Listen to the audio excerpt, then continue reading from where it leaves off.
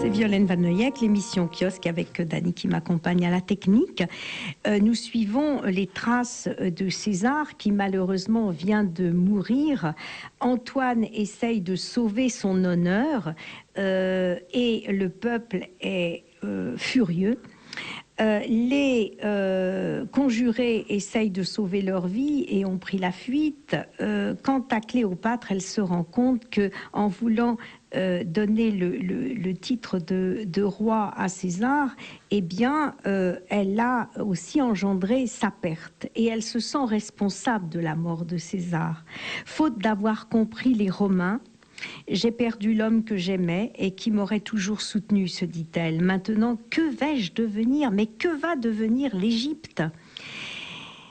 Et pourtant, l'heure n'est pas à l'incertitude, car des reproches se font déjà entendre dans les rues de Rome.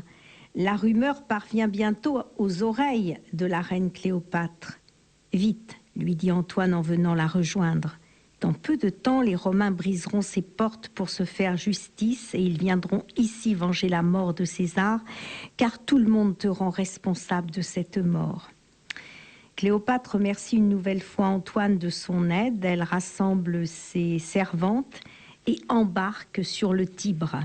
« Tu rejoindras Ostie sur cette frêle embarcation, lui dit encore Antoine, sinon tu serais bien vite repéré. » Et Cléopâtre a juste le temps de l'interroger sur ce qui le pousse à agir ainsi. « Mais pourquoi cherches-tu à m'aider?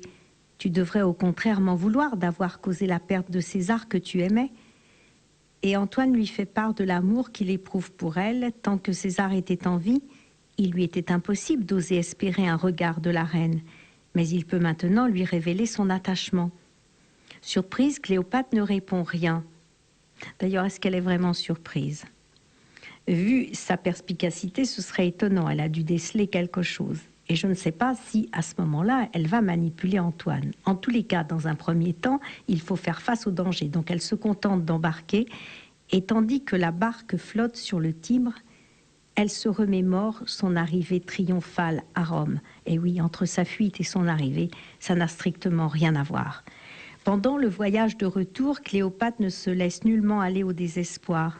Elle pleure César pendant quelques jours, mais très vite, son ambition va l'emporter sur sa peine, son ambition naturelle, son orgueil naturel. Et tandis que la barque poursuit son périple en Méditerranée, la reine s'installe sur le pont, elle écoute ses musiciennes, respire l'air chaud qui vient caresser son visage, ses serviteurs s'activent autour d'elle avec les moyens du bord.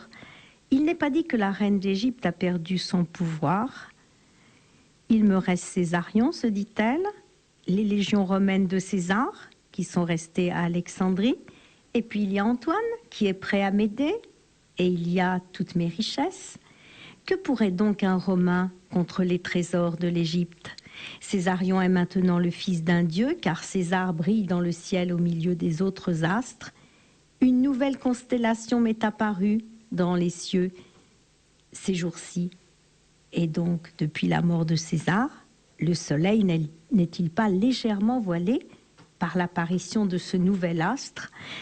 Alors elle reste songeuse, tandis qu'une de ses proches servantes lui demande si elle désire quelque chose. « Non, non, je ne désire rien », répond Cléopâtre d'un ton mélodieux. « Je vais beaucoup mieux, vraiment beaucoup mieux. Et je crois que la reine d'Égypte n'a pas dit son dernier mot. » Mais que vais-je faire de mon frère Ptolémée? Il ne doit aucunement entrer en concurrence avec Césarion. Dès mon retour, je vais m'associer à mon fils. Je veux qu'il soit représenté en pharaon à mes côtés, à Dendera. L'artiste me donnera les traits de la déesse Hathor. Césarion sera Ptolémée XIV. Alors il n'y a guère de place pour mon frère. Que va devenir mon frère? Et bientôt de tristes dessins se forment dans son esprit ambitieux. Puisque César n'a rien laissé pour Césarion dans son testament, à moins que Calpurnia n'ait pas détruit celui que César avait fait en sa faveur, elle imposera elle-même Césarion à la face du monde. Et quant à Ptolémée, qui pourrait bien un jour s'avérer un rival, il doit tout simplement disparaître. Oh, elle va se charger de ce petit détail dès son retour. Alors elle va se surprendre elle-même pendant ce retour à songer à Antoine. Si le testament de César est rédigé en faveur de son neveu Octave, Antoine semble mieux placé dans le cœur des Romains. Il a plus de pouvoir. Il va s'imposer à Rome, se dit-elle. Elle songe à ce bel homme, grand et fort devant elle, sa chevelure annelée, ses traits fins et réguliers, son physique agréable, ses yeux lumineux et vifs, son sourire bienveillant, qui finalement lui ont plu. Alors, elle sait que les femmes apprécient son charme, sa force. Il est d'une endurance exceptionnelle, il est courageux, il est populaire. Bref, Antoine a la réputation d'être un soldat familier avec ses hommes qui sait les entraîner, les encourager au combat. Et puis finalement, César était peut-être un peu âgé. César le considérait comme son plus fidèle lieutenant. Je crois comme lui qu'il est le meilleur. Les Romains le considèrent comme le futur maître de Rome. On le dit débauché. Mais cela n'a guère d'importance. Et quand l'embarcation de Cléopâtre arrive en Égypte, un bateau luxueux, plus digne d'une reine, vient la chercher pour la conduire en son palais d'Alexandrie. Cléopâtre a retrouvé ses couleurs, elle a retrouvé son sourire. Et elle a de nouveau foi en l'avenir.